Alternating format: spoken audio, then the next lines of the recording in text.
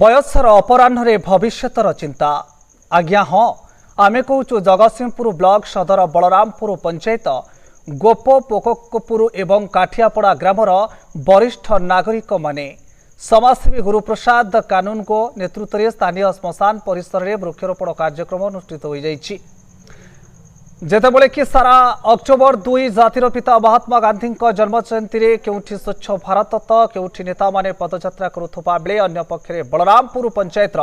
गोप पोकपुर एवं काठियापड़ा ग्रामर वरिष्ठ नागरिक माने समाजसेवी गुरुप्रसाद कानून को नेतृत्व में स्थानीय श्मशान परिसर में वृक्षरोपण कार्यक्रम अनुष्ठित करिसेंती। मूल लक्ष्य भविष्य में कौन लोक खरादायु रक्षा पाइबा और गोटे पटे लोक मैंने गछ काटुवा बेले अन्य पटे गछटी लगाऊ नाहांती जहाद्वारा दिनक दिन ऑक्सीजन अभाव पड़ुछि और लोक मैंने विभिन्न रोग में अकाल मृत्युवरण करुछंती जहाँ आगकू न हेउ एवं ग्रामर कौन साधारण परिवार मृत्युवरण हुए तार जाळेणी पई असुविधा न हेउ एत सब चिंता करी बयसर अपराह्न भविष्य चिंता करी वरिष्ठ नागरिक माने समाजसेवी गुरुप्रसाद कानून निर्देश में वृक्षरोपण कार्यक्रम अनुष्ठित होइछि। जगतसिंहपुर जिलारू संग्राम किशोर पट्टनायक रिपोर्ट आवाज ओडिशा। गुरुप्रसाद कानून को काठियापड़ा जगतसिंहपुर गांधी जयंती में आम आज वृक्षरोपण करूँ। वृक्षरोपण गोटे महत् कार्य आम श्मशान गचर संख्या दिन दिन कमी जाऊला तेणु वृक्षरोपण करूँ। ये वृक्षरोपण द्वारा श्मशान जो आम जीवजंतु चलचल कर सुरक्षा पाइबे आ ग्रामवासी आम जो गच ग्रामवासी गछ काटी देउछंती अंगारकाम्ल कमी बढ़ी जाऊँगी ऑक्सीजन लेवल कमी जाऊँगी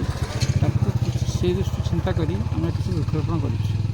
आउ गोटे मुख्य उद्देश्य रही आमर ग्रामवासी जो शवदाह करने असुविधा होती व्यक्तिगत असमय जो मृत्युवरण करें गोटे मुख्य उद्देश्य रखीचु जे गछ दिन बड़ होगले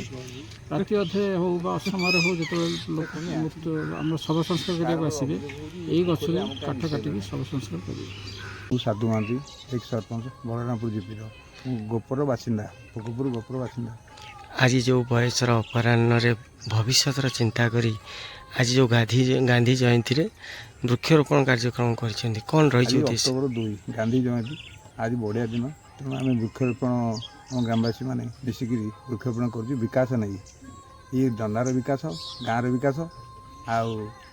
समूहर विकास देशर विकास भी हो पार गच जो वृक्षरोपण कर लक्ष्य है ये जो गछ लगा जो पाखापाखि घर ना तेणु ये विकास केवल देशर विकास गाँव विकास ये विकास कारण ये अंचल घर द्वार ना पाखे दंडा पाखे तेणु आम वृक्षरोपण करूँ कि आश्रयस्थल नापी आश्रय हम प्लस जदि किसी असुविधा सुविधा है जो मैंने अभावी लोक जालपाई से व्यवहार करेंगे तो यह साधारण लोक कर साधारण लोक समस्त योजना कराई। शरद दास गछ वृक्ष नसला तो नागरिक मैंने गाँव भल भल लोक मैंने उत्साह कर कौन उपकारिता मिले लगी लोक गोरु गाई चलुँच ये गोटे लोक मरीगले जाला गोटा ना अभावी लोक भल कम लगे कौन कहे केमती अनुभव तो हूँ भल हम भल संजय महांती वृक्षरोपण आज करागला आज गोटे गांधी जयंती ये गोटे अवेयरनेस आम गाँव एवं समग्र ओडिशा अवेयरनेस कहीं माटीए निश्चित भाव गोटे गछटे लगेगा निहाती दरकार कहीं आजिकल जो भाई भाव में गछ कटा चली गछ अनेक कटा चलती कि गछ लगेगा बहुत कम लोग गछ लगाऊँ तेणुक मु समस्त युवपीढ़ी और ओडिशावासी की अनुरोध करी समस्त कहबी माने समस्ते गोटे गोटे गछ लगातु निहाती भाव में आजिकल जो असह्य गरम चल माने लगी रही से भी आम मुक्ति पाइबा एवं ऑक्सीजन आमर धीरे धीरे लो होगापी बसला तादू आम मुक्ति पाइबा सरकार तरफ विभिन्न जगार कार्यक्रम चली आमर माननीय विधायक जी अच्छा अमरेंद्र दास सी अनेक जगार वृक्षरोपण कर आगामी दिन में लक्ष्य रखिंट जिते अधिकार अधिक हम वृक्षरोपण से बाबद भी सी पदक्षेप नेउछंती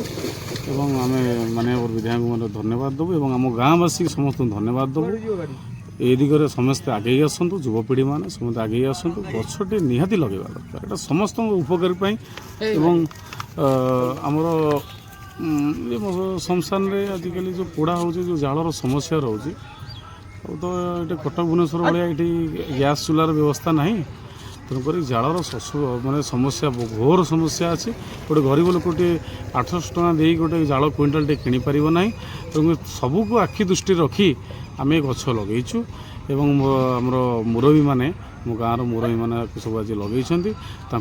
अशेष धन्यवाद दूसरी मो हृदय अशेष धन्यवाद।